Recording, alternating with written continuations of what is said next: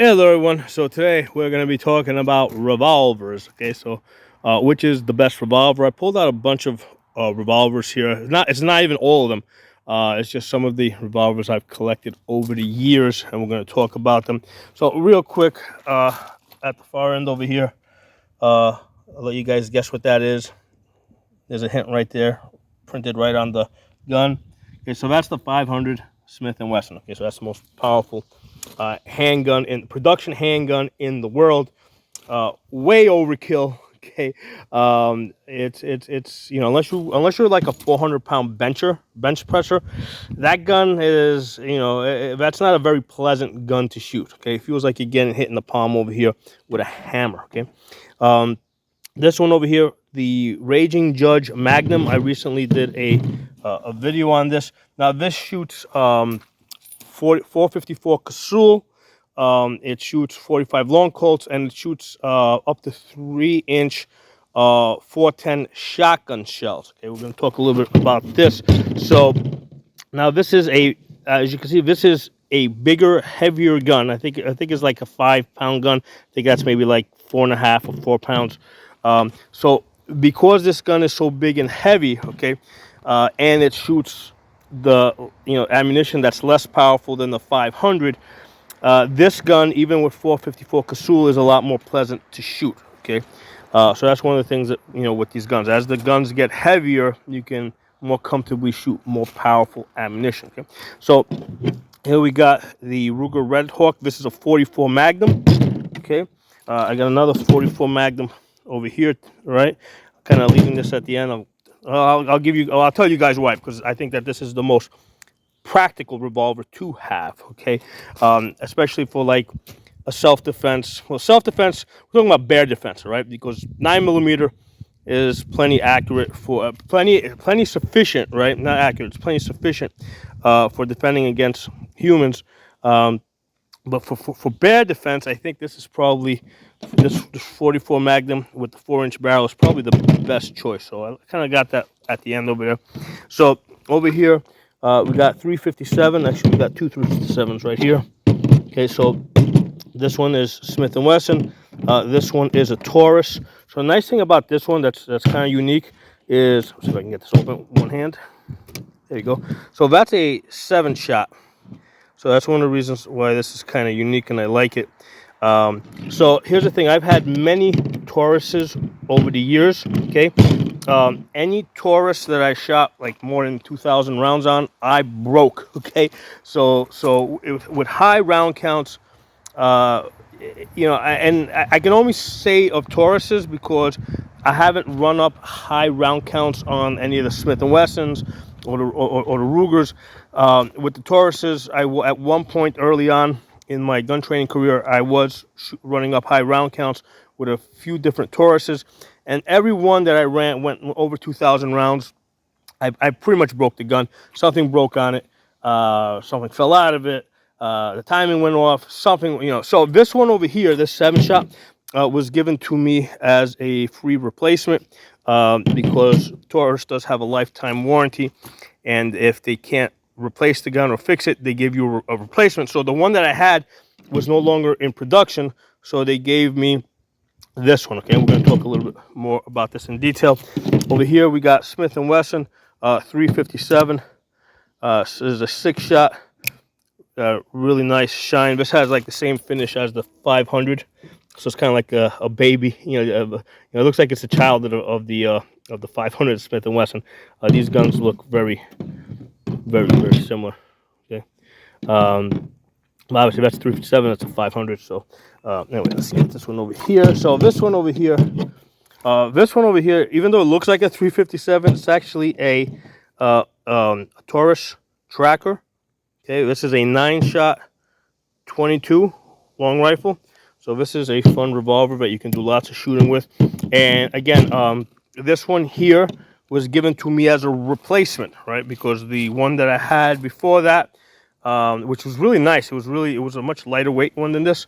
Really nice shooter, but basically I ran that into the ground. It broke on me.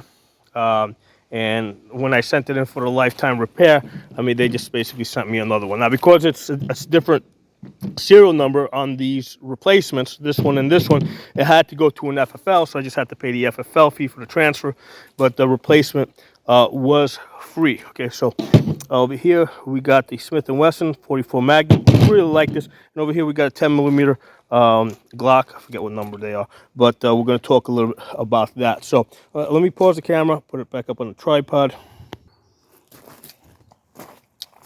All right, so let's talk about revolvers. Okay, so first thing is, why would you want to have a revolver, right? Why? Actually, hold on, make sure the camera's in the right position.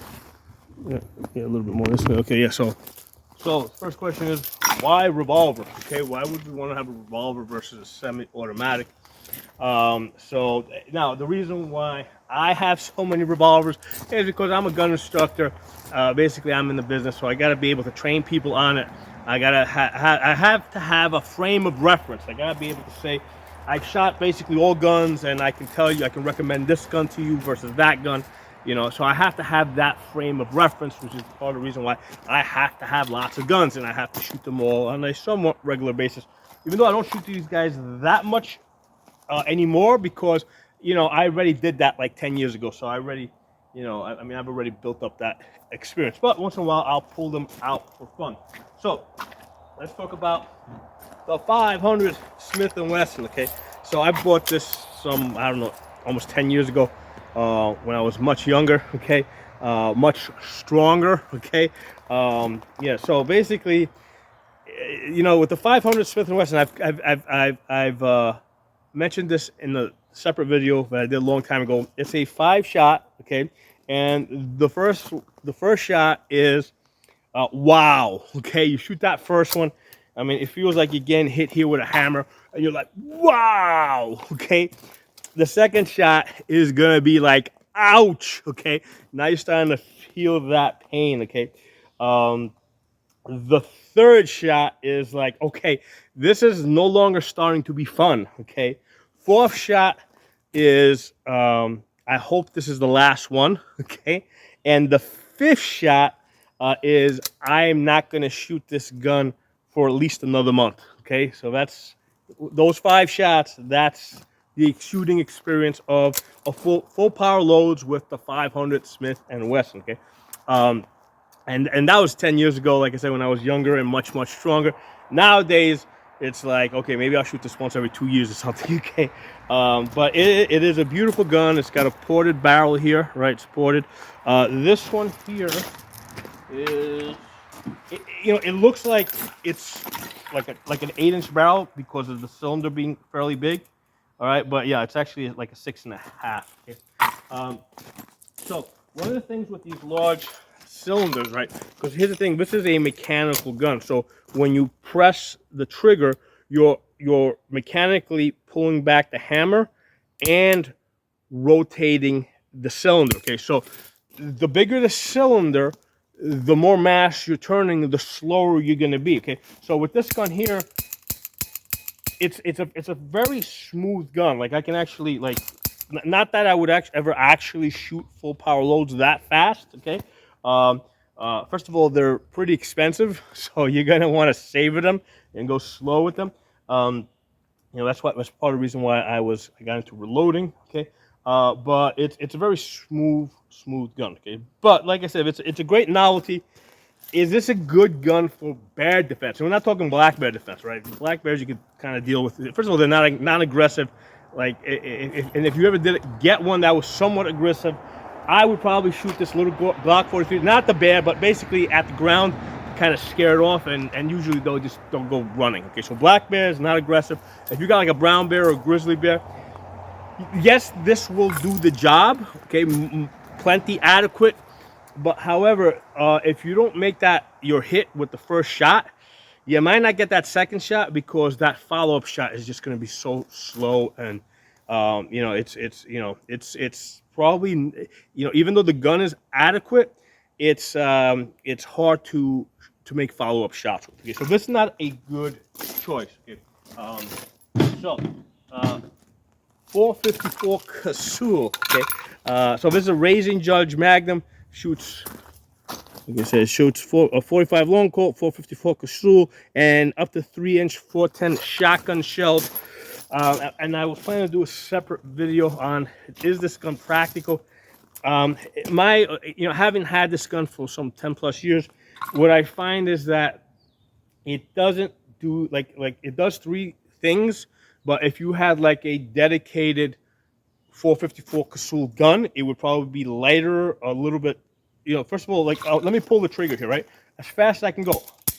Okay, that's a little bit slower just because I'm rotating a much bigger cylinder, and it's also a lot more tiring on my finger. Okay, so a dedicated 454 Casull, I think, would be a better choice. Okay, now the good thing about this is because it's such a heavy gun, the mass picks up the recoil. So even the 454 is less powerful than the 500, but it is like the felt recoil is significantly less powerful. Okay, so this is something that I can rapid fire and make quick follow-up shots. However, the problem is because I'm rotating that big cylinder, it just tends to slow me down a bit. Okay. Now, how about a 45 long Colt? Okay. A 45 long Colt in a gun this big feels like 22 long rifle. Okay, so you can put 45 long Colts in there, and you can have like your daughter or your wife shoot it. And because the gun is so heavy, it's gonna feel. And 45 long Colts, if you're getting full power loads, can have up to, it can be almost as powerful as a 357. Okay, but it's gonna feel like a 22 of them. Okay, now they make 45 long Colts in cowboy loads, which are basically like 38 specials, right? Which again, this is gonna feel like it's nothing. But they're expensive, right? Even the 45 long Colts, it's not something that's commonly sold. So there's no good reason that I have found, unless you're doing like these cowboy competitions where you're specifically shooting 45 long Colts. There's no good reason what I have found to shoot 45 long Colts. They're more expensive. The 454 Casull is a nice round, particularly if you're reloading, because you can reload that with 45 ACP bullets. Right, so same diameter bullet. So that's a cool thing about 454 Casull. You can reload cheaply. However, rather than get this Taurus, right, if you want the 454 with Casull, I would actually recommend getting the Smith & Wesson 460, okay, which is built on the same frame as the 500, okay. The gun looks exactly the same, okay. The difference is that instead of it being a 50 cal barrel, it's a 45 barrel, but the diameter of the bullet is 45% of an inch, so you can you can shoot. You can basically reload with 45 ACP bullets, and you can reload for 460, 454 Casull, or 45 long Colt. Okay, so the 45 long Colt is the parent round of the 454 Casull, and then the 454 Casull is the parent round of the 460s. Okay, so that's what I would recommend. Especially if you live in bear country, that's probably a good choice, because the Smith & Wesson, that's probably what I would recommend for lots of people. Okay, I mean, I'm going to get to the 44 Magnum in a minute, but if for whatever reason you feel that 44 Magnum doesn't cut it for you, I would go with the 460. Okay, and then from there you can always download, because the same gun, the same 460, Smith & Wesson 460, will shoot the 454 Casull or the 45 long Colt. Okay, now as far as as far as 410, right? Because this shoots 410 shotgun shells. Is that practical? Okay, so I've actually tested out the buckshot, right? Because here with the buckshot, you're shooting 3 balls every time you pull the trigger, right? Each shell has 3 buckshots in it in the 410. So if you've got what is this? This is a 6 shot, right? So it's 6 times 3, whatever that is. Okay, that's how many shots you can shooting out if you shoot through all 6. If you pull the trigger 6 times really fast. Okay. Now the length of the barrel makes a big difference, right? So in this length barrel, and this length barrel is 6.5 inches, and I made a mistake in the last video. I thought it was an 8-inch barrel because the cylinder's so long, but it's actually a 6.5 inch. Okay, with the 410 in the 6.5 inch barrel, when I'm shooting buckshot at 30 yards, which is where those targets are over there, the spread is about 2 foot. Okay, so that's you can basically hit a man-sized target at 30 yards, which is where those targets are over there. Now, if you're shooting, let's say, at a closer distance, like let's say at 15 yards over there, the balls don't get a chance to spread out. So basically, your spreads are going to be about that big, about, I don't know, about 6 inches, 6 to 8 inches. Now, that changes drastically if you go to a shorter barrel, okay? Because I've shot Raging Judge Magnums that have like the shorter 4-inch barrel, okay? So with the 4-inch barrel, right, what happens is, like, by the time you get to like just 15 yards, that same ammo, right, that same buckshot in the 410 has spread out like that big, like almost 3 feet. So if you got like a Raging Judge with a short barrel, it's basically, you know, like you pretty much got to be within 10 feet, right? Because it's gonna the balls are gonna spread out that quickly in the short barrel. However, in the 6.5, I'm actually able to get out to 30 yards and stay within 2 feet and be able to hit a man. So in that sense, the 6-inch is a better choice, right, than the short 4-inch. However, like, when I think about this, it's like, okay, so basically if I'm shooting at 30 yards, am I any better than I am, let's say, with this Glock 43 that shoots 9mm? Because remember, with buckshot now, when you put buckshot in here, remember, it's a 410. You're barely getting 9mm power at 30 yards, right? At best, maybe you're getting 9mm power. So it's a very heavy gun, and when I load it up with buckshot, I just don't feel like it gives me any advantage over the Glock 43 that I carry. Okay, so that's the thing you got to weigh out. So this is a very heavy gun. Like I said in the video, this is a novelty. And the thing with this is, if you're trying to shoot this fast, see, now here's the thing: if you don't let the trigger out all the way, it doesn't reset. So right now I'm stuck there. Okay, so that's one of the things with revolvers. If you don't let the trigger out all the way, okay, like right there, it's stuck. So that's one of the things you got to be aware of with revolvers. It's the opposite of Glocks, okay, and most of the semi-automatic, because with those, when you pull the trigger, right, you just let it out a very short distance, and then you get that reset. So if you shoot semi-automatic pistols, which have very short resets, and you're used to that, and then you go to most revolvers that have a very long reset, a lot of times you're going to find yourself jamming up the gun, in the sense that you don't get a full reset. So you pull the trigger, it's not working, and now you have to, you got to let your finger all the way out, pull it back in. It's definitely going to, mess with your groove, okay? So, now this one over here, the 44 Magnum, there's the Ruger Red Hawk. It's actually one of my first revolvers. This one's probably about 12 years old plus. I don't remember exactly, but it's one of my the first ones I got when I moved out to PA. Beautiful gun, a lot of fun to shoot. I mean, this is a good choice for like a bear gun. The barrel's a little bit long, so it's like if you're coming out of the holster, now you gotta clear the longer barrel. Okay, so that's one of the issues that you're gonna have with this. This is actually how long is this barrel? This is 7.5 inches. Okay, so that's the only issue with this. As you're coming out of the holster, you gotta the barrel's gotta clear the holster, so it can be a little bit it's a little bit harder to get it on target. So that's my main reservation with this. This one over here, that one's the Ruger. This one's a Smith & Wesson. This one has like a satin finish. This one has the 4-inch barrel. This is also 44 Magnum. This is a nice size. So if you're in like brown bear country or grizzly bear country or Kodiak bear, this is a nice light gun, right? If you need to go light, this would be a good choice. Now, let's talk about bear defense for a second. if you're in bear country, you're always going to have two guns, okay? And ideally, two guns may not cut it because basically, you know, a bear. People don't realize a bear is pretty much as fast as a racehorse, okay?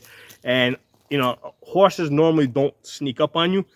A bear is, you know, it could, you know, can stalk you and sneak up on you because it's a hunter, right? It's a professional killer, so it can sneak up on you, and then, you know, when it makes its move, when it attacks you, I mean, but chances are you're not even gonna realize you're being attacked until it's too late. Okay, so with bears, right, the best defense is not just to have two guns, but to be two people, right? So you want to have two people. If you walk in the woods, you want to be, you know, far enough apart so that, you know, you can cover for each other, and you got, you know, two sets of eyes in two directions. So I want the other person to be at least, you know, at least 20 feet away from me, side by side. I'm kind of scanning right side as we're walking in the woods. He's scanning the left side. That's your best bear defense because realistically, if the bear's coming for me, you know, maybe I get the gun out of the holster fast enough. Maybe I get that one shot off. Maybe I get two shots. But the main thing is my other guy, right, whoever that is, you know, he's not under the same pressure, right? He's still shitting his pants, but he's not under the same pressure because he's not being attacked. So he's the one that's going to put fire on the bear. And likewise, if my buddy's being attacked, you know, and I see him attacked, you know, especially if I recognize that he's the one being attacked, you know, I can be a little bit more composed to come out of the holster, line up my sights, and take those shots. Okay. Now the question becomes, especially if you know, in either, because you can be the second man, right? The secondary man in the situation, right? Ideally, you would rather be the second guy, the backup guy. You don't want to be the guy being attacked. So the question now becomes, is 6 shots enough? Right? Actually, in this case, 5 shots. So this is a 5 shot. So that's one of the things to consider, because here's the thing with the bear, okay?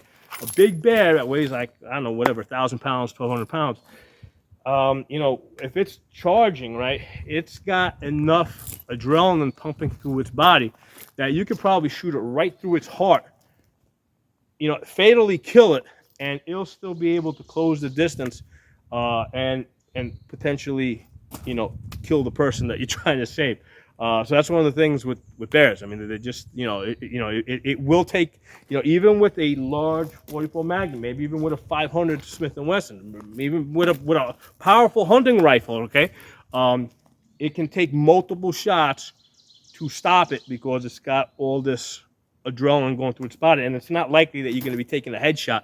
Now, bear skulls are really thick, so, you know, you know, a lot of hunters have reported bullets like great, you know, deflecting off of a bear skull. Okay? Now, I don't know what distance or what caliber, but when you're talking about large bears, right, grizzlies, brown bears, Kodiaks, yeah, the bullets can, you know, especially if they're coming at an angle, they can skip off of the bear skull. Okay, so yeah, so the question now becomes, is 5 shots enough? All right, so I got 5 shots over here. I don't know. I would definitely want to, if I'm just gonna have a 5-shot revolver, let's say a 44 Magnum, even if it's a 500 Smith & Wesson, right, which has only 5 shots, I would definitely want to have another gun. Okay?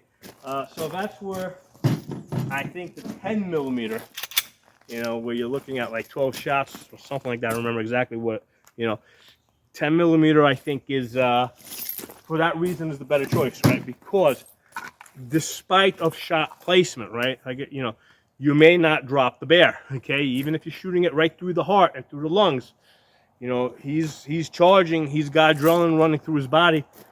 You know, it may, you know, 3 shots, 4 shots, 5 shots may not do it, right? And then you got to factor in possible misses. 10 millimeters is the way I would go. Okay, that would be my choice, and I would probably have the 44 Magnum, a short barrel like this, because that's the nice thing about, you know, with the 4-inch barrel. That's a fairly compact design. Now, it's still, you know, with the 4-inch barrel, it's still larger. It still takes up more space than the semi-automatic pistol, right? So that's why, another reason why semi-automatic pistols are so popular. They just take up less space. But that would probably be my choice for grizzly bear defense. Okay. So I do also want to show you guys this 22 Magnum over here. So this is nice. This is a good practice gun, right? So again, now one of the interesting things here is that the trigger pull on all these revolvers is about the same. Okay, so same thing with this. If I don't let it out all the way, gun's stuck right now. Okay, so that's one of the things that that trigger's not coming back.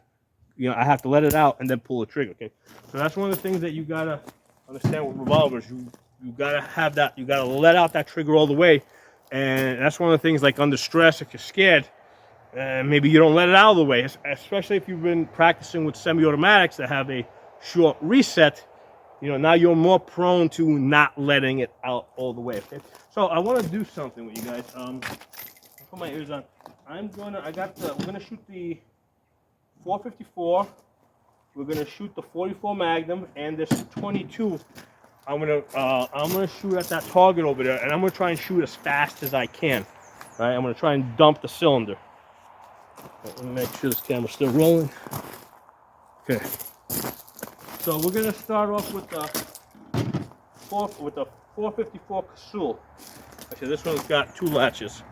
It's got a latch here and a latch there. Okay, so this one's got that big, heavy cylinder.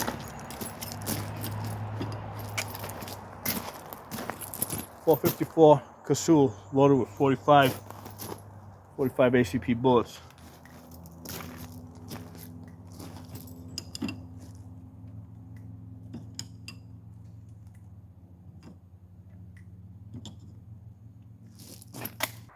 Okay, that target right there.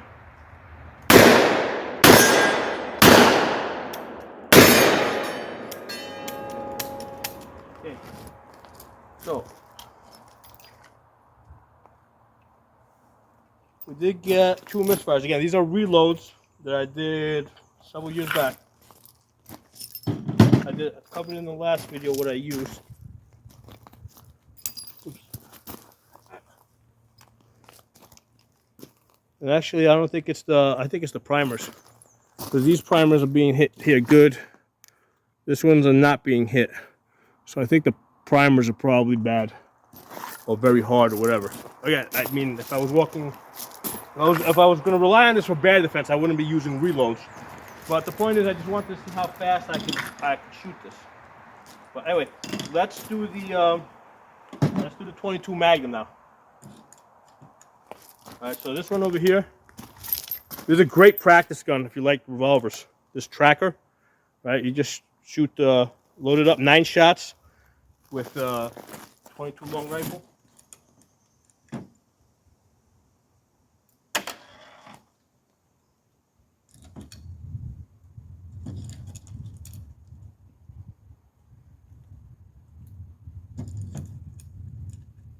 I wish they would make a really lightweight 22 revolver with a swing out cylinder. Now I do have the North American Arms, which has a removable cylinder that you load. It's 5-shot. But I wish they would make like a lightweight 9-shot like this, because this one is like really heavy. If you look at the front over here, see there's a lot of metal there. Okay, so this. But yeah, the one I had before this one that was replaced by Taurus, that was a much lighter weight. But anyway, we're gonna shoot as fast as we can at that target.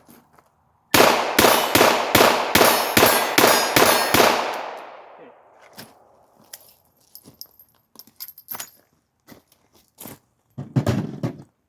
All right, so now I want to shoot this 44 Magnum Smith & Wesson. What number is this? This is the 69.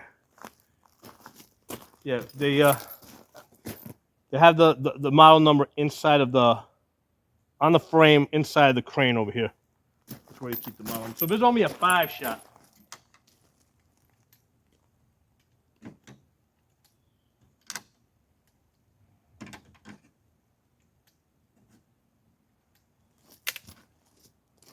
All right, same target. See how fast I can shoot it.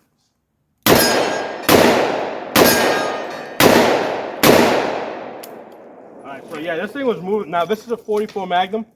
These are not reloads. These are factory loads. And the recoil was actually much more than the 454 Casull, because it's such a heavy gun, right? So the mass of this revolver was picking up a lot of that recoil, and I was actually kind of surprised at the recoil of the felt recoil on this 44 Magnum, because number one, this is a much lighter gun because of 4-inch barrel. A lot of times when I'm shooting, I shoot this heavier one with the 7.5-inch barrel. So now again, the extra weight is picking up that recoil. So I was surprised. I forgot how much the felt recoil of the 44 was on the lighter, smaller frame gun. But let's shoot 10 millimeter. Now this is a polymer 80 that I built, and it's got this really cool.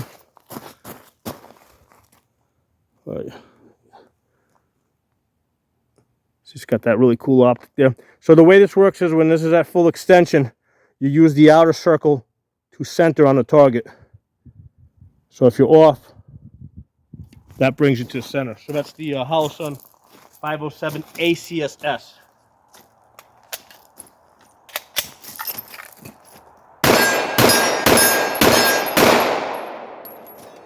So that was actually a lot easier to shoot. Now what's happening here with the semi-automatic, the recoil spring, right, acts as a shock absorber. So that's picking up a lot of the felt recoil. So that actually softens up the felt recoil. So the 10 millimeter feels a lot lighter, way lighter than the 44 Magnum. Now, you know, of course, there's something to be said of what brand I was using, and you know, which might be a hotter load. Now the 44 I was using was Magtech, so it's not like a particularly hot load. You know, so Magtech is not like a super expensive 44 ammo. It's not like hunting grade ammo or self-defense grade ammo. So it's just target ammo I was using. So this by far had the highest felt recoil because the gun is so light. Okay, so it felt a lot more than this 454 Casull, which again, this is a much heavier gun. And the 10 millimeter, you know, again, this recoil spring picks up a lot of that recoil. It also is nice to have the optic, especially this specific type of optic that you know, gets me on target really quickly. You know, and the nice thing about this, about the optic, right, is I'm focusing at my target, which is what's gonna. Here's the thing: if you're shooting with iron sights, right, what you gotta focus on is the front sight, right? Your eyes like a camera; you can only focus on one thing at a time. Okay, so with the iron sights, you pretty much have to look at the. I'll do it this way, so you gotta look at the target, right? You know, get on the target. Now you gotta shift your focus back from the target to your front sight, right? So that the target's blurry and your rear sight is blurry. And you know what? You gotta ask yourself: are you gonna be able to do that if you got a bear charging you down? And the natural thing for you to do is to stare at the, you know, look at the bear, right, that's charging at you. And what's going to happen is if you're, you know, the natural thing, your body's going to want to focus on that bear, regardless how much you practice, because unless you specifically practice with real bears charging at you, you're probably doing it for the first time. Okay, it doesn't matter how many thousands of rounds you might have practiced with. So you've got a bear charging at you, you're going to be focusing on that bear. You're not focusing on your front sight. So what that means is you're point shooting the gun. Okay, you're point shooting a gun. Now, by contrast, okay, with this, single point of aim, right? So if I got a bear over there, I'm focusing on the bear, okay? And then that reticle is on the target, right? So I'm not trying to shift my focus from the bear back to my sights. I'm staying on that bear. That's where I'm looking at, and then my reticle appears on it. Okay, so that's why this is. That's really a better choice. Okay, so that makes a big difference for practical, real life self-defense type of shooting. Okay, now you can still have your iron sights on this as a backup. Okay, you know. So anyway, those are my thoughts on revolvers. I think revolvers are wonderful. I got lots of revolvers. I think they're great novelty guns. If I was in bear country, yeah, I would probably bring this one here because it's lightweight. The 44 Magnum 5-shot. I would bring this as a backup. to the 10 millimeter. Okay, because in any real self-defense, you know, in any situation where you're likely or there's a good chance that you might actually have to use the gun, you're always gonna have two guns. Okay, so normally like our AR, you know, our AR-15 is our primary gun. That's the backup gun. Okay, so if you're not gonna have a long gun and a short gun, then you're gonna have two short guns, right? Two small guns. Right? So if that's gonna be the case, the 10 millimeter is your primary, 44 Magnum is the backup, and in that case, it doesn't make sense. Doesn't make sense for the backup gun, you know, to be something huge like this, you know, 7.5 inch. I'm going to go with this. I'm going to go with the shorter one. Okay? Or I mean, it could be a 357, right? Could be a 357, but I would probably go with the 44. That's probably what I would do. I would also have to practice a little bit more with that, just kind of get back, because like I said, that recoil caught me by surprise, having not shot 44 Magnum in that light gun for quite a while. Okay, so anyway, drop some comments. Let me know what you guys think. I'll talk to you soon. So I did want to take another crack with the 44 Magnum at those targets, using the 7.5 inch, actually MadTech soft points 44 Magnum. Let's see if I can shoot this fast. I expect I'll be able to shoot faster than the other one.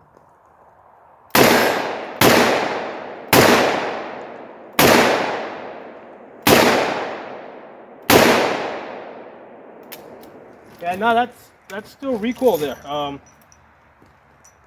was maybe a little bit lighter, but not a whole lot versus this the 4 inch. I feel almost embarrassed to say it, but I'm not used to, because I haven't shot the 44 Magnum in a while. And as you can see, I just got a whole bunch of misses over there. I normally don't get misses. Okay, you guys have seen my videos, right? I normally don't get misses, especially at this distance. So the 44 Magnum is just like, you know, bouncing around a little bit and you know, trying to get it back on target, control it. Plus you got that longer trigger pull. I mean, yeah, it's something I'm not used to. We're gonna shoot the Glock 43. Do a holster draw.